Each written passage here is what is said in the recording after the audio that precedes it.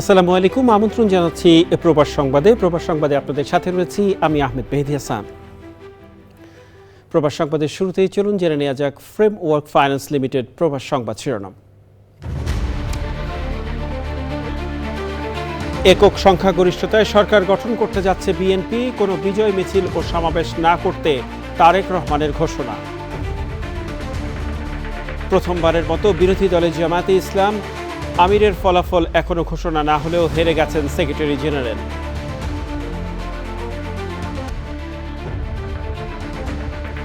দেশের ইতিহাসে যে কোনো মানদণ্ডে সেরা নির্বাচন বললেন সিইসি, জাতিকে দেওয়া ওয়াদা পূরণ করা হয়েছে মন্তব্য।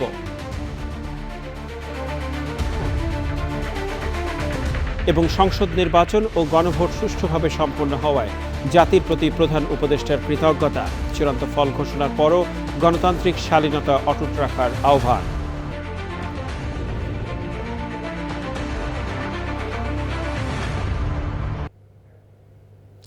সংবাদ শিরোনামগুলো জানাচ্ছিলাম প্রিয় দর্শক। এখনকার সংবাদ আয়োজন একই সঙ্গে চ্যানেল আইয়ের ইউটিউব চ্যানেলে এবং চ্যানেল আইয়ের ওটিটি প্ল্যাটফর্ম আই স্ক্রিনে লাইভ স্ট্রিমিং হচ্ছে। যাওয়া যাক বিস্তারিত সংবাদে। ত্রয়োদশ জাতীয় সংসদ নির্বাচনে দিনভর উৎসবমুখর পরিবেশে ভোট গ্রহণের পর সারা দেশে ফল ঘোষণা করছে রিটার্নিং অফিসগুলো। এরই মধ্যে প্রাপ্ত বেসরকারি ফলে একক সংখ্যাগরিষ্ঠতা নিশ্চিত করেছে বিএনপি। এ পর্যন্ত প্রাপ্ত ফলে 153 আসনে বিজয়ী হয়েছে বিএনপি ও জামায়াতের নেতৃত্বাধীন 11 দলীয় জোট পেয়েছে 53 আসন। ঢাকা 17 ও বগুড়া 6 আসনে বেসরকারি ফলে বিজয়ী হয়েছেন বিএনপি চেয়ারম্যান তারেক রহমান। এছাড়াও ঠাকুরগাঁও 1-এ বিএনপির মহাসচিব মির্জা ফখরুল ইসলাম আলমগীর, ঢাকা 8 বিএনপির মির্জা আব্বাস উদ্দিন আহমেদ, ঝিনাইদহ 1-এ বিএনপি মোহাম্মদ আসাদুজ্জামান, ব্রাহ্মণবাড়িয়া 2 স্বতন্ত্র ব্যারিস্টার রুমিন ফারহানা, কুমিল্লা 4-এ এনসিপির হাসনাত আবদুল্লাহ, কুড়িগ্রাম 4 জামায়াতে ইসলামীর মুস্তাফিজুর রহমান, চট্টগ্রাম 3 বিএনপির মোস্তফা কামাল পাশা, পটুয়াখালী 4 বিএনপির এবিএম মোশাররফ হোসেন, ভোলা 3 বিএনপির হাফিজউদ্দিন আহমেদ বীর বিক্রম, বরগুনা 2 বিএনপি মোহাম্মদ নুরুল ইসলাম, মেহেরপুর 2 জামায়াতে ইসলামীর মোহাম্মদ নাজমুল হুদা, ভোলা 1 বাংলাদেশ জাতীয় পার্টি বিজেপির আন্দালিব রহমান পার্থ, কিশোরগঞ্জ 4 বিএনপির মোহাম্মদ ফজলুর রহমান, বান্দরবানে বিএনপির শাচিং প্রু, রংপুর 4 এনসিপির আক্তার হোসেন, চট্টগ্রাম 8 বিএনপির এরশাদুল্লাহ, নোয়াখালী 3 বিএনপির মোহাম্মদ বরকতুল্লাহ বুলু, ফেনী 3 বিএনপি আব্দুল আওয়াল মিন্টু, লক্ষ্মীপুর 3 বিএনপির মোহাম্মদ শহীদুদ্দিন চৌধুরী অ্যানি, কক্সবাজার 1 বিএনপির সালাউদ্দিন আহমদ, রংপুর 2 জামায়াতে ইসলামীর এটিএম আজহারুল ইসলাম, ঢাকা 13 বিএনপির ববি হাজ্জাজ, পটুয়াখালী 3 বিএনপির নুরুল হক নূর, মানিকগঞ্জ 3 বিএনপির আফরোজা খানম ও কুমিল্লা 11 জামায়াতে ইসলামীর ডাক্তার সৈয়দ আবদুল্লাহ মোহাম্মদ তাহের বিজয়ী হয়েছেন।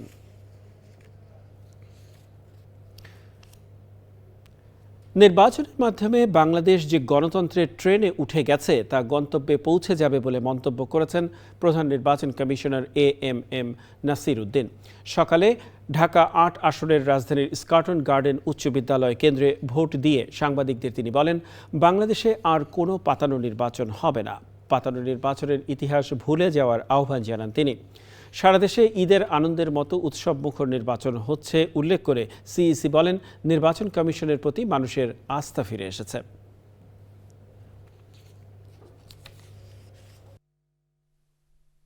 আমরা চাই বাংলাদেশ যে গণতন্ত্রের ট্রেনে উঠে গেল, এই ট্রেন ইনশাল্লাহ গন্তব্যস্থলে পৌঁছাবে আপনাদের সবাই সহযোগিতায়। আপনারা জানেন 2026 সালে সারা বিশ্বে সবচাইতে বড় একটা নির্বাচন দিচ্ছে বাংলাদেশ। এত বড় নির্বাচন আর 2026 সালে কোথাও হয় নাই। আমরা যে ওয়াদা জাতিকে দিয়েছিলাম, free fair and credible election, সেই লক্ষ্যে আমরা কাজ করে গেছি। আমরা কারো পক্ষে নই, কারো বিপক্ষে নই। আমরা শুধুমাত্র একটা সুন্দর পরিবেশ, নির্বাচনের পরিবেশ সৃষ্টি করার চেষ্টা করেছি এবং আশা করি এবং আমার ধারণা আমরা ইনশাল্লাহ করতে পেরেছি আপনাদের সহযোগিতা, সবার সহযোগিতা নিয়ে। এবং পাতানো, আমি একটা কথা বলেছিলাম একদিন যে দেশে কোনো পাতানো নির্বাচন হবে না। এই পাতানো নির্বাচনের ইতিহাস আমাদেরকে ভুলে যেতে হবে। প্রিয় দর্শক, রাজধানীর আগারগাঁয়ে এই মুহূর্তে নির্বাচন কমিশন ভবনে রয়েছেন সহকর্মী মাজহারুল হক মান্না। আমরা সরাসরি যাচ্ছি তার কাছে। মান্না, আপনি রয়েছেন নির্বাচন কমিশন অফিসে, আপনার কাছে ভোটের সর্বশেষ ফলাফল কি রয়েছে আপনার মাধ্যমে দর্শকদের জানাতে চাই।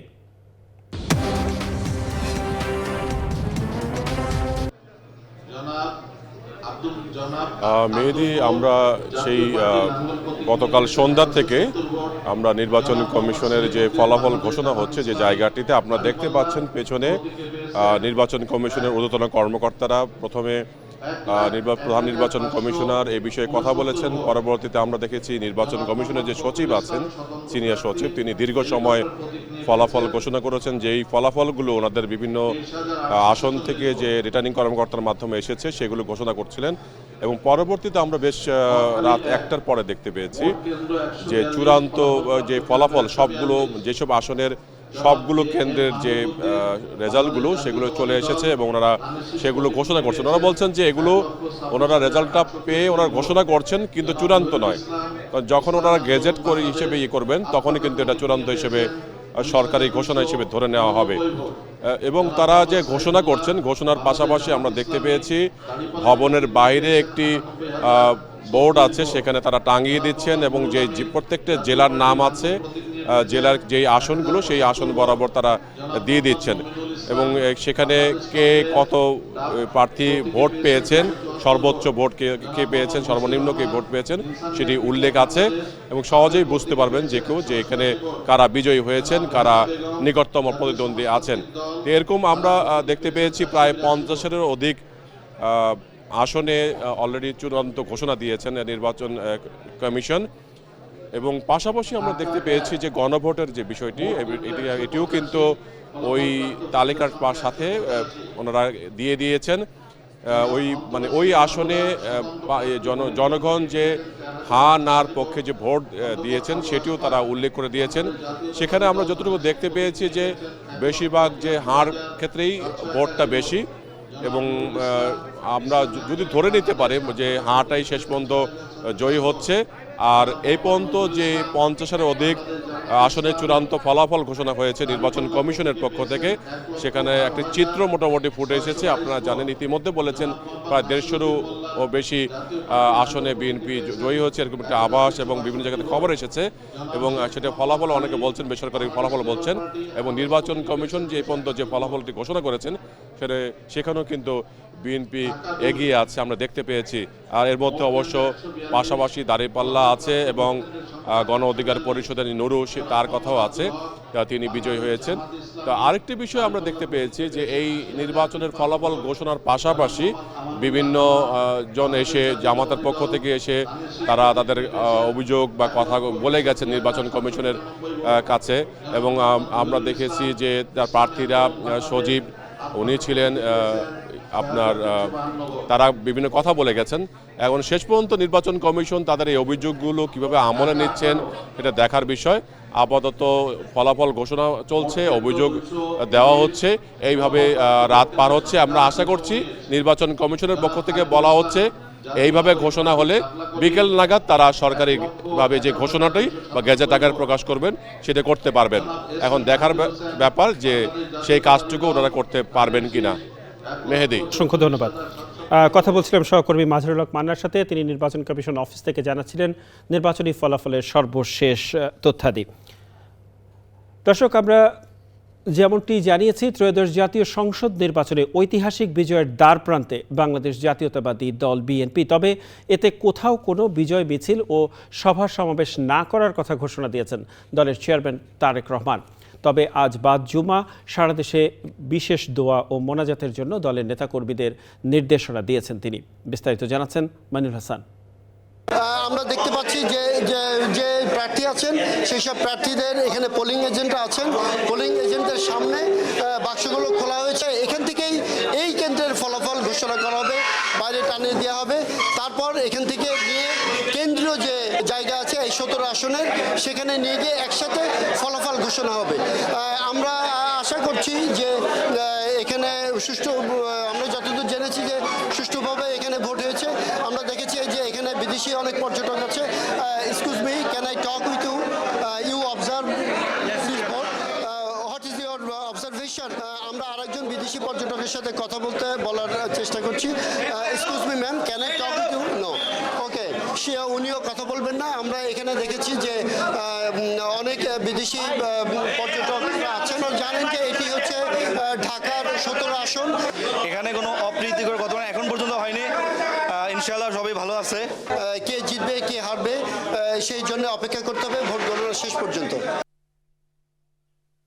Gulshan model school and college কেন্দ্রে ভোট দিতে আসেন বিএনপি চেয়ারম্যান ও ঢাকা 17 আসনের ধানের শীষ প্রতীকের প্রার্থী তারেক রহমান। একই কেন্দ্রে ভোট দেন তার সহধর্মিণী ডক্টর জোবাইদা রহমান এবং কন্যা ব্যারিস্টার জাইমা রহমান। ভোট প্রদান শেষে নিজ আসনের বিভিন্ন কেন্দ্রে ঘুরে দেখেন তিনি। পরে সাংবাদিকদের বলেন, বাংলাদেশের মানুষ নির্বিঘ্নে ভোট দিলে কোনো ষড়যন্ত্র সফল হবে না। আমি ব্যক্তিগতভাবে দৃঢ়ভাবে বিশ্বাস করি বাংলাদেশের মানুষ আজকে সারা দিনে বেরিয়ে এসে যদি তাদের অধিকার প্রয়োগ করেন, ভোট দেন, ইনশাল্লাহ যে কোনো ষড়যন্ত্র রুখে দেওয়া সম্ভব।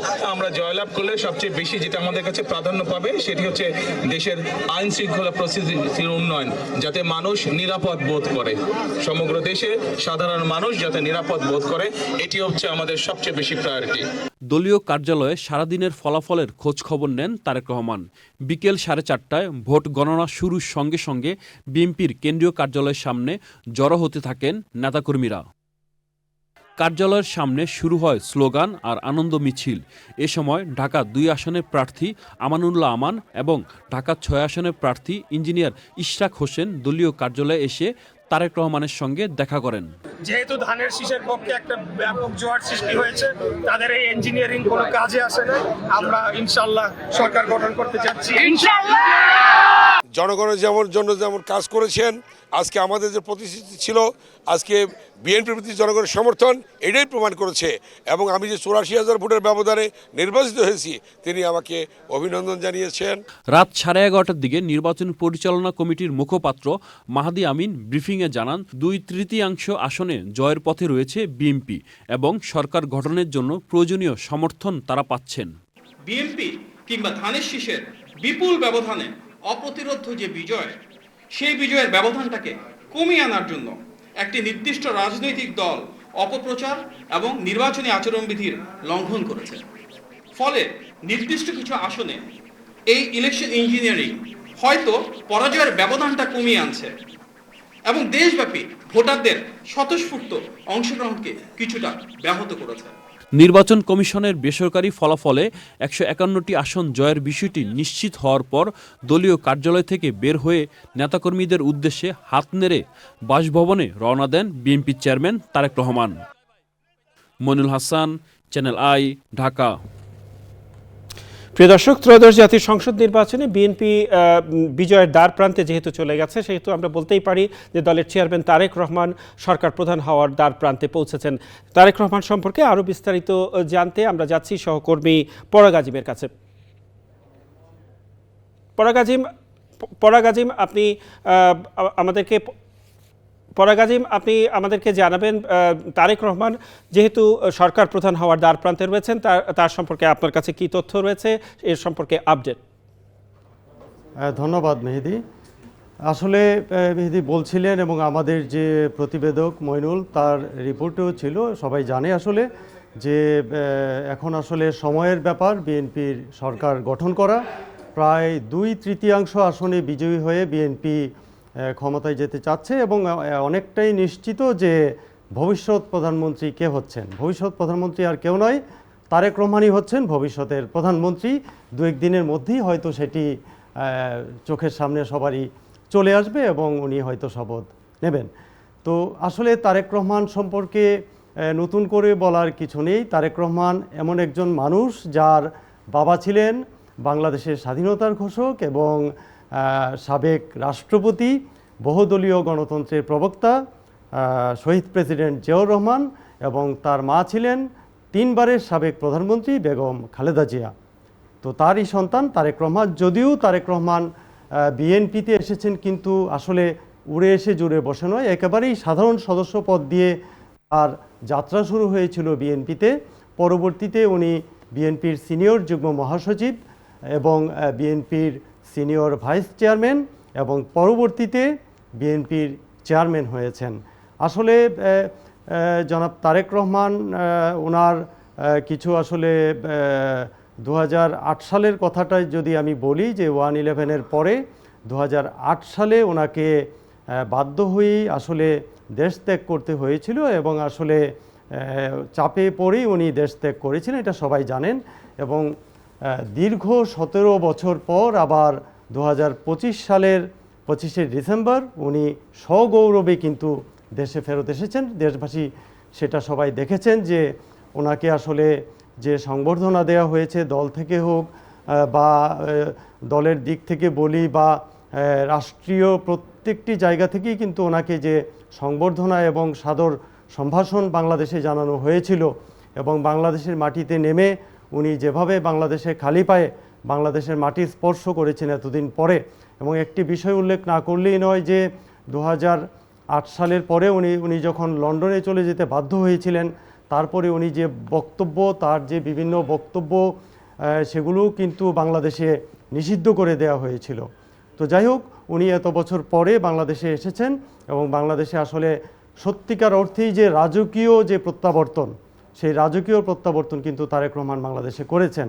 এবং উনি নির্বাচনী প্রচারণায় অংশ নিয়েছেন, পরবর্তীতে তফসিলের পরে নির্বাচনী প্রচারণায় অংশ নিয়েছেন, প্রত্যেকটি জায়গায় নিজে গিয়েছেন, পরিশ্রম করেছেন এবং সেটার কিন্তু যে ফলাফল, সেই ফলাফল আমরা কিন্তু আজকে দেখতে পেয়েছি যে দীর্ঘ 17 বছর পরে যে দেশে একটি ঐতিহাসিক নির্বাচন হয়েছে, সেই নির্বাচনে বিএনপি আসলে মানুষের মন জয় করে, ভোটারদের মন জয় করে বিপুল সংখ্যাগরিষ্ঠতার পথে এগিয়ে যাচ্ছে। এবং তারেক রহমানই সেই তারেক রহমান যিনি একসময় নির্বাসনে যেতে বাধ্য হয়েছিলেন, সেই তারেক রহমানই কিন্তু জনগণের ভালোবাসায় আবার দেশে ফেরত এসে এরকম একটি ঐতিহাসিক বিজয়ের মুখোমুখি এই মুহূর্তে অবস্থান করছেন। এবং একটি দুঃখজনক ঘটনা তার ইতিমধ্যেই ঘটে গেছে। তিনি দেশে আসার 3-4 দিনের মধ্যেই তার মা সাবেক প্রধানমন্ত্রী বেগম খালেদা জিয়া চিরবিদায় নিয়েছেন। এটা তার জন্য অনেক বড় বেদনার বিষয় ছিল এবং দেশবাসীর জন্য অনেক বড় বেদনার বিষয় ছিল, যেহেতু গণতন্ত্রের জন্য সংগ্রাম করতে গিয়ে ওনাকে নির্জন কারাবাস যেটাকে বলে সলিটারি কনফাইনমেন্ট, সেই নির্জন কারাবাসী থেকে কিন্তু উনি অসুস্থ হয়ে পড়েছিলেন। তো এটা তারেক রহমানের জীবনে এটা অনেক বড় একটি দুঃখজনক অধ্যায় হিসেবে আসলে থেকে গিয়েছে যে বিএনপির এই বিপুল বিজয় তার মা সাবেক প্রধানমন্ত্রী বেগম খালেদা জিয়া দেখে যেতে পারলেন না। কিন্তু তারেক রহমানের এই সামনের যে পথচলা, সেই পথচলা আসলে তরুণ প্রজন্ম তার পক্ষে থাকবে এমনটাই সবাই মনে করেন। এবং তারেক রহমান বাংলাদেশের প্রধানমন্ত্রী হিসেবে যে উনি যে কিছু বলেছিলেন, যে একটা বিষয় যে আই হ্যাভ এ প্ল্যান, তো তিনি তার সেই প্ল্যানগুলো এবং ইশতেহারে যেগুলো উল্লেখ করেছেন সেগুলো বাস্তবায়নের জন্য ভবিষ্যতে প্রধানমন্ত্রী হওয়ার পরে যে প্রায়োরিটিগুলো উনি দিবেন বলেছিলেন ইতিমধ্যেই, সেই অনুযায়ী তিনি দেশের মানুষের জন্য কাজ শুরু করবেন এবং মানুষের মন জয় করেই, মানুষের ভালোবাসা নিয়ে তিনি তার এই প্রধানমন্ত্রীর যে টার্ম রয়েছে সেই টার্ম বাংলাদেশে খুবই সফলভাবে কাটিয়ে উনি একটি দৃষ্টান্ত স্থাপন করতে পারবেন এমন আশা করা যেতেই পারে। পরাগ আজিম, আপনাকে অসংখ্য ধন্যবাদ। জামাতে ইসলামীর আমির ডাক্তার শফিকুর রহমান বলেছেন, জামাতে ইসলামীর রাজনীতি হবে ইতিবাচক ও কল্যাণ ধারার রাজনীতি। রাতে মগবাজারে জামাতে ইসলামীর কার্যালয়ে জরুরি সংবাদ সম্মেলনে তিনি বলেন, ভালো কাজের জন্য সহযোগিতা ও মন্দ কাজের জন্য বিরোধিতা করা হবে, কিন্তু দেশের জন্য কল্যাণকর হবে না সেটি জামাত করবে না। বলেন, জামাতে ইসলামী মানুষের জন্য রাজনীতি করে, দলের জন্য নয়।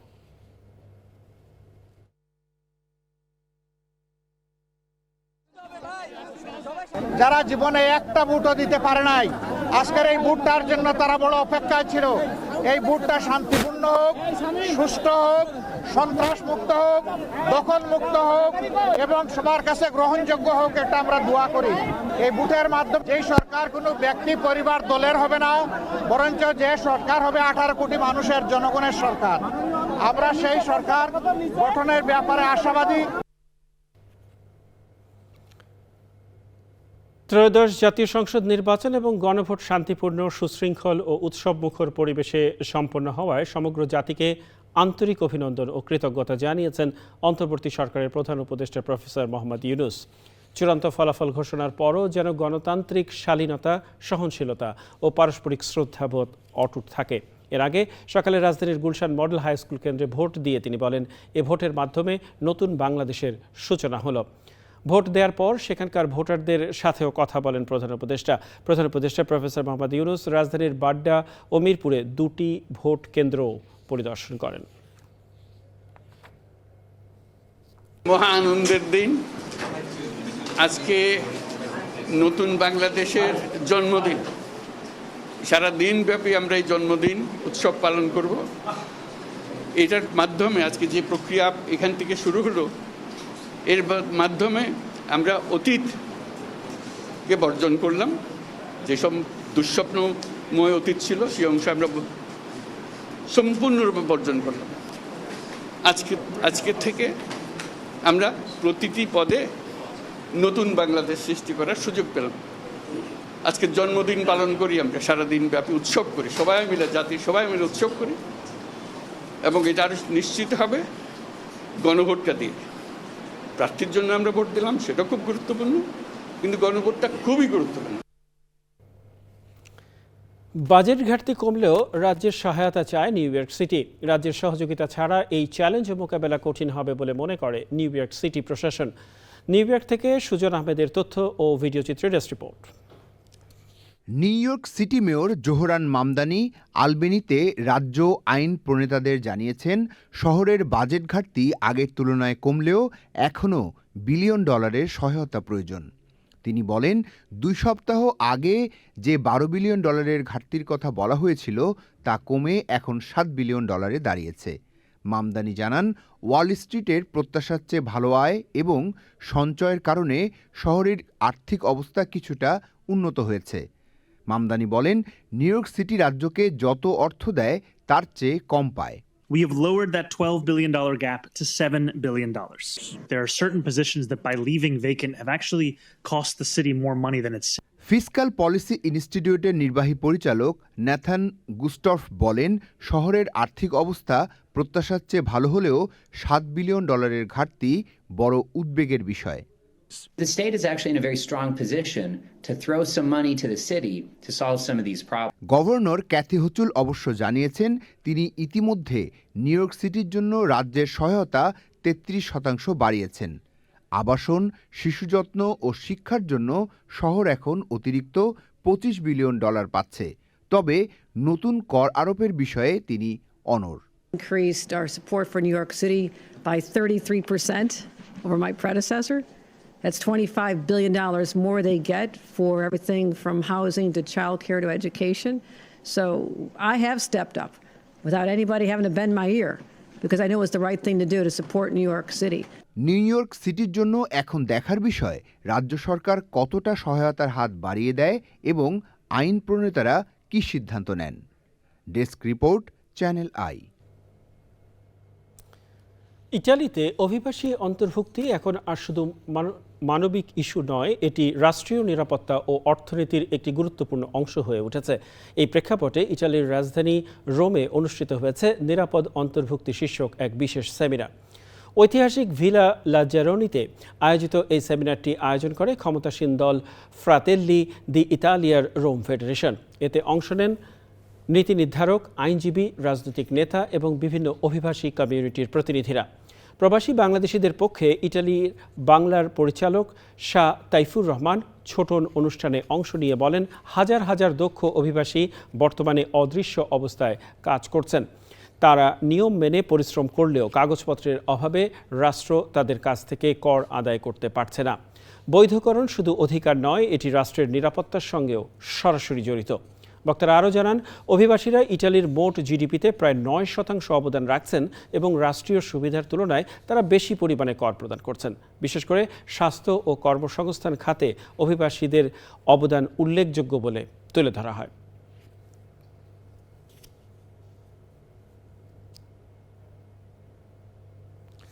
অ্যাসোসিয়েশন অব ইসলামিক টিচার্স ইউকের আয়োজনে লন্ডনে আমাদের সন্তান আমাদের ভবিষ্যৎ শীর্ষক সেমিনার অনুষ্ঠিত হয়েছে। সেমিনারে ব্রিটেনের শীর্ষস্থানীয় ইলমায়ে কেরাম এবং অভিভাবকরা অংশগ্রহণ করেন।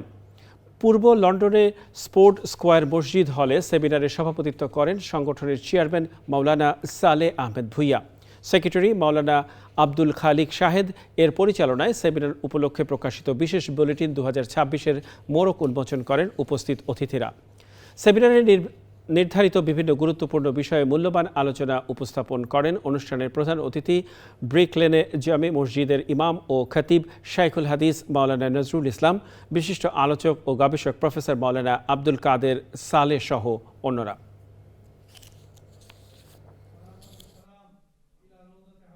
এটার মেইন উদ্দেশ্য হলো যে প্যারেন্টদেরকে আমরা একটু সতর্ক সজাগ করে দেওয়া যে তাদের কি দায়িত্ব এবং কি কর্তব্য তাদের বাচ্চাদেরকে নিয়ে। ডিভাইস এবং প্রযুক্তি, ইন্টারনেট, অনলাইন অ্যাডিকশন যে বাচ্চাদের মধ্যে আমরা দিন দিন দেখছি যে বৃদ্ধি পাচ্ছে, এ থেকে আমাদের এই নেক্সট জেনারেশনকে বাঁচানোর জন্য আমরা মনে করি একটা বড় মাধ্যম হলো যে কোরআনী শিক্ষায় তাদেরকে শিক্ষিত করা।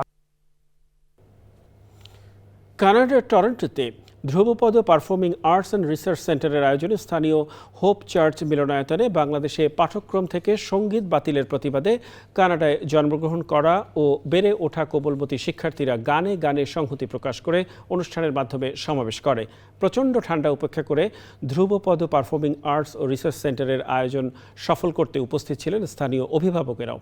অনুষ্ঠানের সার্বিক তত্ত্বাবধানে ছিলেন ডক্টর মমতাজ মমতা এবং ধারা বর্ণনা ও সঞ্চালনা করেন ডক্টর ইমতিয়াজ ওমর। অনুষ্ঠানে গান, নাচ ও নৃত্যের একটি সর্বাঙ্গ সুন্দর উপভোগ করেন শ্রোতারা।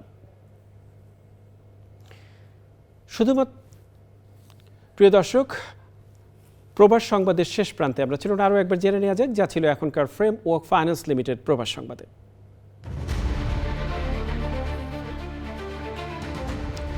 একক সংখ্যাগরিষ্ঠতায় সরকার গঠন করতে যাচ্ছে বিএনপি, কোনো বিজয় মিছিল ও সমাবেশ না করতে তারেক রহমানের ঘোষণা।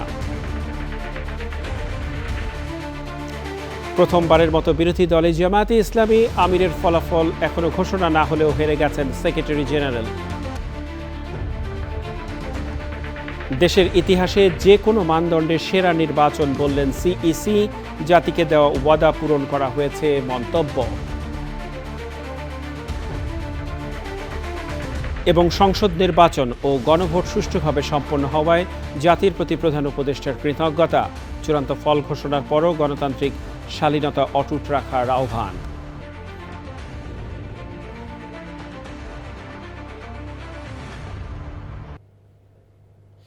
প্রিয় দর্শক, চ্যানেলে সর্বশেষ সংবাদ জানতে ভিজিট করুন channelionline.com-এ যুক্ত থাকুন আমাদের সোশ্যাল মিডিয়া প্ল্যাটফর্মগুলোর সাথে। আর এই সাথে শেষ করছি আজকের প্রবাস সংবাদ। ধন্যবাদ সবাইকে এতক্ষণ আমাদের সাথে থাকার জন্য।